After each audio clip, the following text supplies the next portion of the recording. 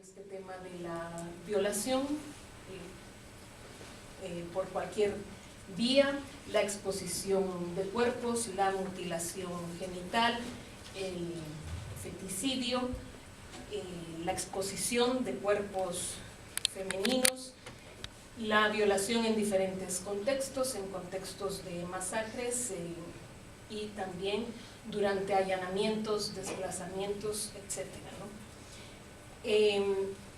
Todos estos hechos violentos, si bien fueron recogidos un poco accidentalmente, digamos, por la Comisión del Esclarecimiento Histórico, esta comisión no intencionó una metodología que diera a conocer los hechos de violencia sufridos por las mujeres directamente. De esta cuenta, esa comisión no hizo ninguna recomendaciones específicas para resarcir la violencia sufrida por las mujeres. Fue tomada, digamos, como un daño colateral, en momentos en que en realidad la justicia en el mundo iba avanzando. El mismo movimiento social de mujeres incluso y las organizaciones de derechos humanos habían tenido cierto silencio con respecto a las violencias sufridas por las mujeres durante el conflicto armado.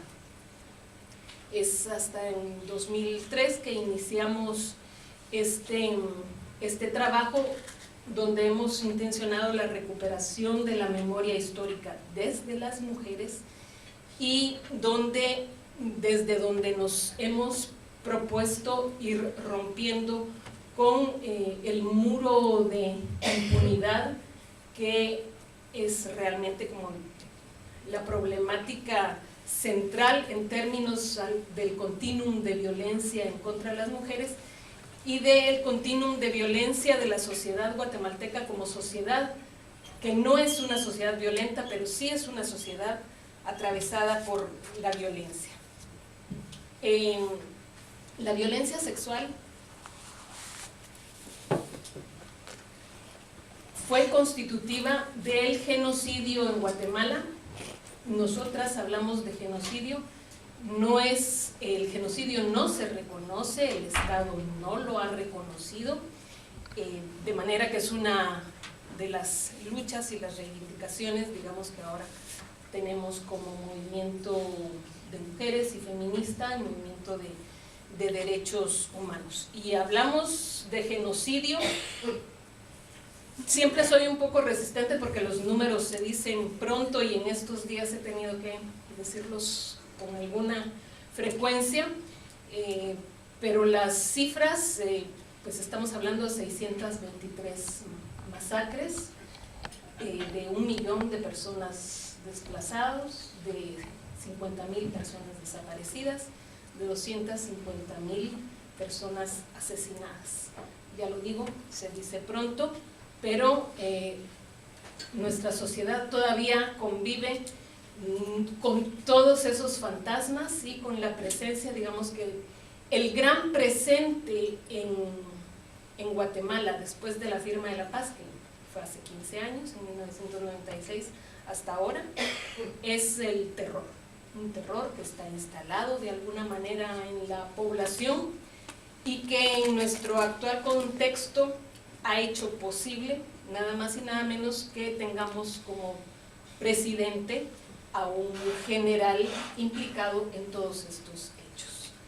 Entonces, estas luchas que llevamos adelante pues las tenemos un poco cuesta arriba, sin embargo, pues intentamos ir avanzando y lo hacemos, de hecho, en el marco de lo que nos hemos propuesto. Bueno, digamos que esto de romper el silencio sobre la violencia sexual ha sido un trabajo paciente y continuado que ha estado atravesado por nuestras diferencias de todo tipo y hemos tenido que colocar metodologías en donde todas pudiéramos vernos como pares todas pudiéramos vernos, y lo digo yo que en Guatemala soy una mestiza, digamos, o así me ven las mujeres mayas con las que trabajo, y he tenido oportunidad de estudio, etcétera. Entonces casi se ve como un privilegio que yo haya podido estudiar y que haya podido sobrevivir. Ser sobreviviente ya es un privilegio. Entonces, colocar la condición de víctima con ellas también, ¿no? De poder socializar y hablar de las violencias hacia las mujeres. Todas ha sido una posibilidad para desencadenar estos nudos de un racismo histórico que nos atraviesa a todas, y que entonces poder hablar y construir juntas nuestra memoria y contar todo lo vivido desde nosotras, desde nuestros cuerpos. Esto lo hemos hecho además de mi organización, UNAMG, lo hemos hecho junto con el equipo de estudios comunitarios y acción psicosocial ECAP, y más recientemente se ha integrado a esta alianza la organización de abogadas Mujeres Transformando el Mundo. Entre las tres, en el año 2010 realizamos un tribunal de conciencia que colocó todos estos hechos en el debate nacional. Lo realizamos además conociendo las experiencias que ya habían tenido las japonesas con el tribunal de Tokio, y conociendo también que era posible hacer justicia tal y como lo estaban demostrando en la Corte Penal Internacional los casos de la ex Yugoslavia y Ruanda concretamente, ¿no? Entonces, con todas estas experiencias realizamos esta acción reivindicativa, sobre todo como una acción reivindicativa hacia las mujeres primero, y luego como una acción pedagógica hacia los organismos del Estado, en el sentido de que ellos mencionaban la imposibilidad de juzgar delitos sexuales, ni en la actualidad, que la actualidad es del 98% de impunidad, y con respecto al conflicto armado el 100%, y dicen, todavía sostienen algunos que es imposible, y el punto nuestro era pues empujar para romper con esa impunidad. Lo logramos, y en la actualidad les comparto, ¿verdad? Ya tenemos un caso colocado ante los tribunales de justicia que avanza con buen viento por de pronto, ¿no?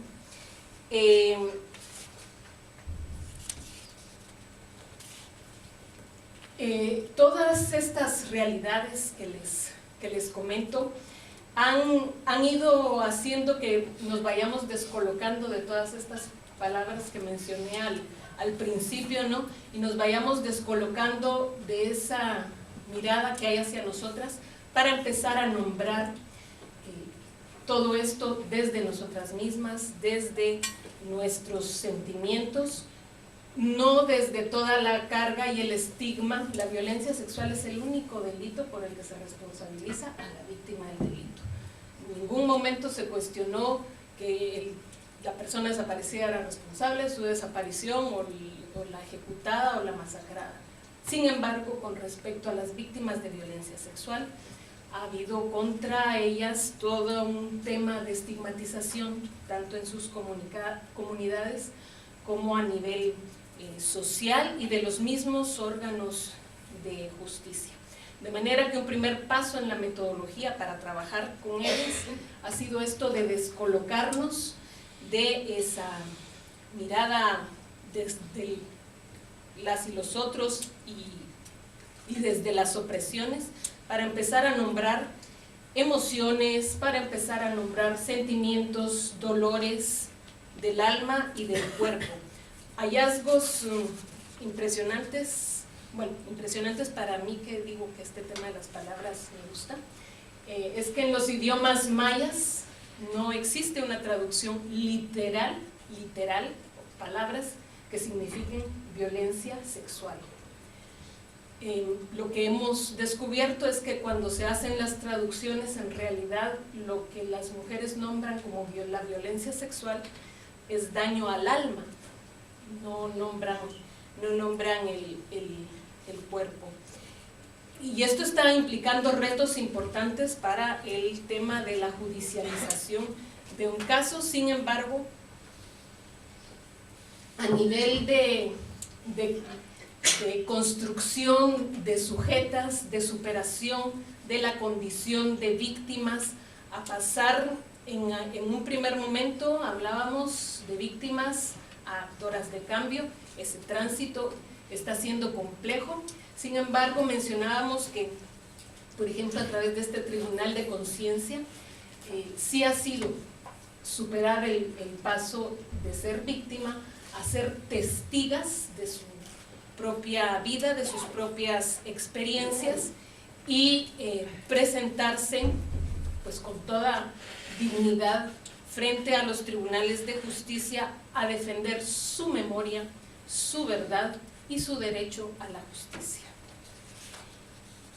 Todo esto ha sido, de alguna manera, y ahora ya entrando, digamos, en concreto al tema de la cooperación, porque ha sido efectivamente financiado en buena medida por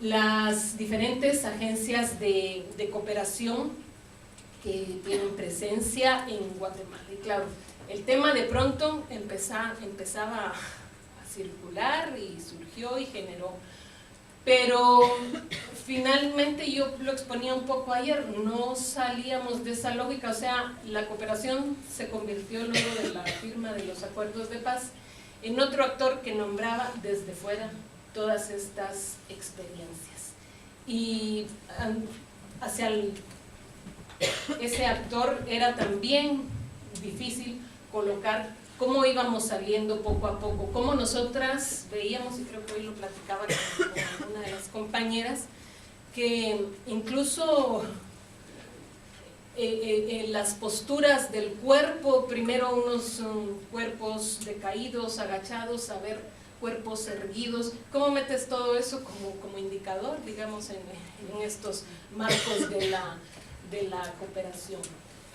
Entonces, ha sido otra forma, y por eso decía esta palabra, nosotras, la verdad no nos gusta el tema de destinatarias, de beneficiarias, como que sigue siendo una lógica y siguen siendo conceptos que no acaban de nombrar la integralidad de lo que somos y de lo que hemos vivido las mujeres en Guatemala, en esta condición de resistencia. En realidad hablamos de cuerpos en resistencia. Esa sigue siendo nuestra postura, la resistencia, porque pues eso, el pasado ya no es tan pasado, el pasado de pronto está colocado con nuevos nombres, con nuevas lógicas, y es necesario seguir dando la batalla. La construcción de la paz que se firmó en 1996 ha tenido como muchos sentidos, ¿no?, y muchos significados. En ese momento la paz, bueno, para el Estado era la forma de que ya por fin el enemigo interno, ese que habían perseguido durante años, se silenciaban las armas. Para la exinsurgencia era la oportunidad de nuevamente estar en la palestra política y construir desde ahí una agenda de desarrollo. Se empezaron a colocar, incluso en los acuerdos de paz, que se han mencionado como unos acuerdos con mucho sustento, y ciertamente los acuerdos de paz en Guatemala tienen contenidos muy profundos. Las mujeres logramos en ese proceso de negociación cierto protagonismo y dejar sentados en los acuerdos varias herramientas que todavía son herramientas de lucha. Sin embargo, Todo esto se ha convertido en letra muerta 15 años después. De nada nos sirvió tener una redacción tan hermosa y tan amplia. Los acuerdos son letra muerta, y la izquierda que ha quedado de esa insurgencia ha tenido serias limitaciones para construir realmente una alternativa no solo electoral, sino alternativa de solución a las diferentes problemáticas. Para la cooperación, en ese momento, Guatemala en el proceso de negociación tuvo el grupo de países amigos. Justamente el Estado español fue parte de este grupo. Acá se firmó el acuerdo del Escorial. Es un acuerdo fundante de todo este proceso de negociación, y comienza allí la posibilidad de la cooperación que veía de invertir en un país que pues prometía de alguna manera también comenzar a despegar hacia el desarrollo que se concebía desde estos países. Lo cierto es que en todo esto, aunque había una asamblea de la sociedad civil, muchos de los planteamientos que allí se hicieron no fueron recogidos en la redacción final de los acuerdos de paz, y la mayoría de la población, sobre todo el tema de verdad, memoria y justicia, pues fue quedando postergado. Se firmó un acuerdo de reconciliación que de alguna manera fue taparse con la misma chamarra, decimos allá, con el mismo abrigo, tanto el ejército como la ex insurgencia, que aunque digamos que en términos numéricos la Comisión del Esclarecimiento Histórico solo le adjudica un 3% de las violaciones a los derechos humanos, pues un 3% en las cifras que les he dado anteriormente es un número importante, por el cual nuestra postura es que es necesario rendir cuentas a la sociedad. Pues en estos 15 años de firma de la paz, los recursos que han llegado allí de la cooperación han sido inmensos. En términos de lo que a las mujeres se refiere, tenemos como muchos temas que han sido desde allí abarcados, ¿no? Está todo el tema de derechos sexuales y reproductivos, incidencia política para ampliar los márgenes jurídicos, la incidencia para el consenso participativo de programas y políticas estatales, procesos de empoderamiento para la participación ciudadana y política, empoderamiento para la sanación de las víctimas del CAI, proyectos productivos, auditoría social y algo que incluso se llama movilizaciones sociales, las conmemorativas. No hables de las del día siguiente, de las espontáneas, digamos, que son frecuentes. Y hablo de todos estos temas porque lo que nos resulta curioso ahora que estamos en otra etapa, digamos, ya las mujeres, la mayoría de mujeres en Guatemala, si ustedes van, no sé, a una comunidad un poco recóndita en nuestro país, alguna mujer, aunque sea analfabeta y todo, puede plantarse y decir tengo derechos. Lo han aprendido, y lo han aprendido. Esto ha sido el trabajo del movimiento de mujeres, no ha sido trabajo del gobierno, de los gobiernos y del Estado. Ellas plantean, se reconocen como sujetas de derechos. Se reconocen como sujetas de derechos y son analfabetas, son monolingües, no tienen acceso a servicios de salud, siguen muriendo en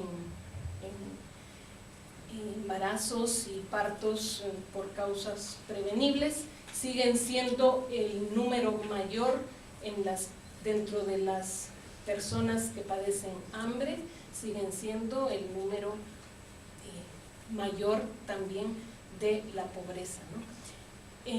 Entonces todo este trabajo que se ha hecho de alguna manera de empoderamiento, que es como otra palabra que también habría que someter al escrutinio, Pues resulta que a la hora de demandar justicia, de convertirse o de hacer acciones como sujetas, que ya no destinatarias, que ya no beneficiarias, pues ahora no hay recursos para el acceso a la justicia, por ejemplo, ¿verdad? Ahora las convocatorias, claro, no te hablan de judicializar casos, ya además cuidado porque pues con el Estado más bien los empeños, por lo menos en Guatemala, de la cooperación ha sido de hacer incidencia hacia el Estado y poder hacer coordinaciones, y hasta cierto momento se podían hacer coordinaciones efectivamente con algunas instituciones del Estado. Sin embargo, hoy por hoy, en el contexto que les mencionaba, está cuesta arriba también poder hacer alguna coordinación con un militar responsable de genocidio, y responsable, quiero decir, no solo en la planificación, sino varias de las mujeres con las que trabajamos lo identifican como autor material de hechos violatorios de los derechos humanos. Digamos que estas son las condiciones en las que hemos estado, y desde las cuales también pues vamos viendo hacia dónde y por dónde, ¿verdad? Un primer trabajo para entender esas realidades que nos atraviesan es este tema de la descolonización, de desmontar todo esto que ha sido como constitutivo de nuestra subjetividad, de estas identidades que a ratos parecieran como inamovibles.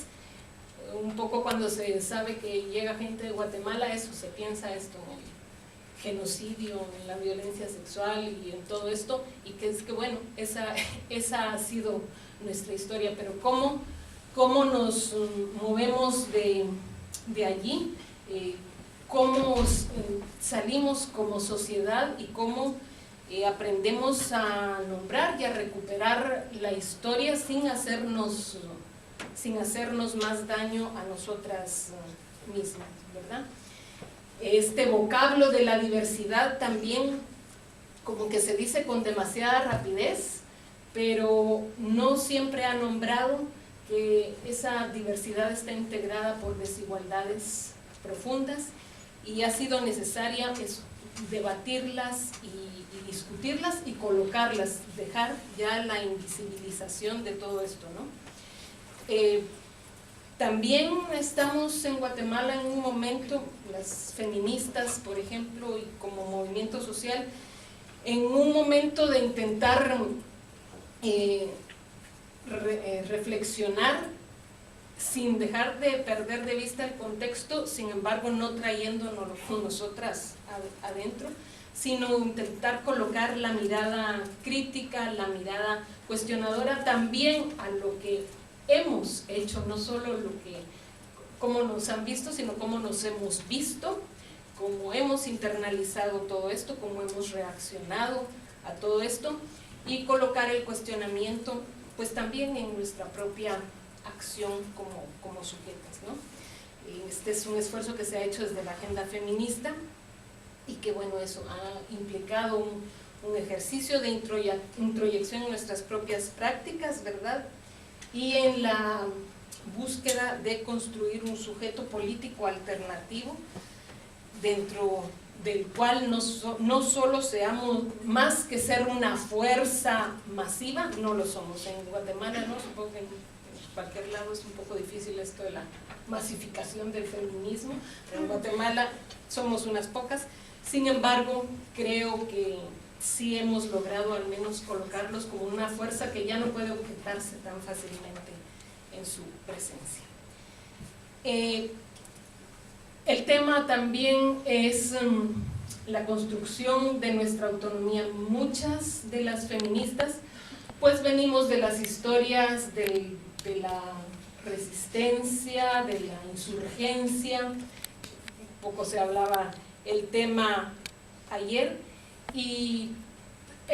son historias que también necesitamos recuperar. A nosotras nos hace falta nuestro propio libro de las mujeres montaña, es un pendiente que tenemos, pero sí está allí esa necesidad, porque muchas venimos de aquella historia y no renegamos de ella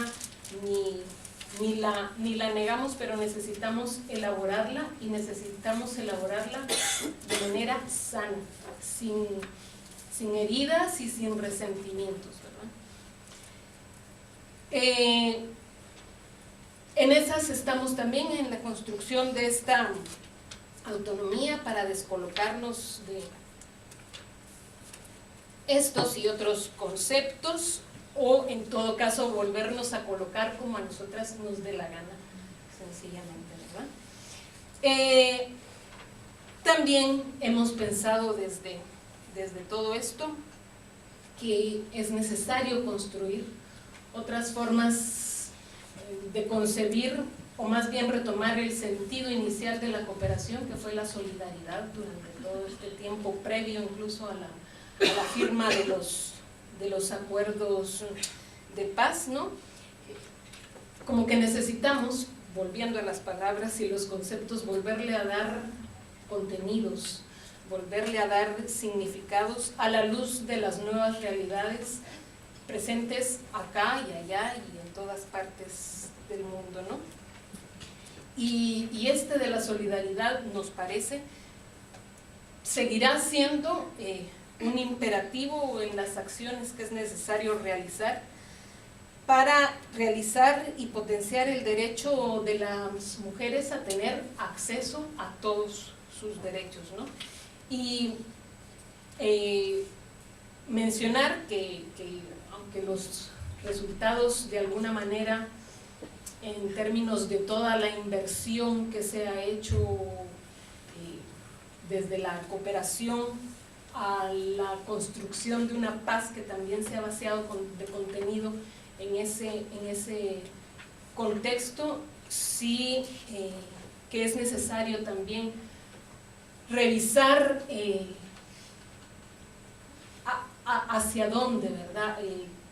Cómo hacia los estados, lo mencionábamos en otros días también, se le pasa una lista muy sutil y muy profunda a las organizaciones de mujeres de derechos humanos que recibimos fondos. Sin embargo, para los estados no hay los mismos niveles de exigencia por parte de las agencias de cooperación, y bueno, tenemos allí de todo, ¿no? Desde corrupción, desvío de fondos y malversación de los mismos, y las realidades no se quedan en eso, sino que en esta ausencia de democracias reales. Decir que entonces, para finalizar, que las feministas y el movimiento de mujeres en Guatemala, aún desde nuestras diferencias en los enfoques y los distintos énfasis que vamos poniendo a las acciones que realizamos, hemos logrado consensos y estamos dispuestas a defender lo logrado hasta ahora, que sobre todo tenemos cosas importantes logradas en los marcos jurídicos que no se aplican, pero ahí están y son, digamos, que herramientas a las que podemos agarrarnos para hacer avanzar el tema. No es un contexto amigable y tenemos por delante retos que implican riesgos. No tenemos madera de mártires, pero no estamos dispuestas a seguir haciendo el juego a un sistema que se ha vaciado de contenido y que pretende vender el país al mejor postor, con todo y sus tumbas, sus cementerios clandestinos, sus masacres, sus desaparecidos y desaparecidas. No estamos dispuestas ni al silencio, ni al olvido, ni al perdón, y seguiremos buscando la justicia. Así que ni olvido ni silencio.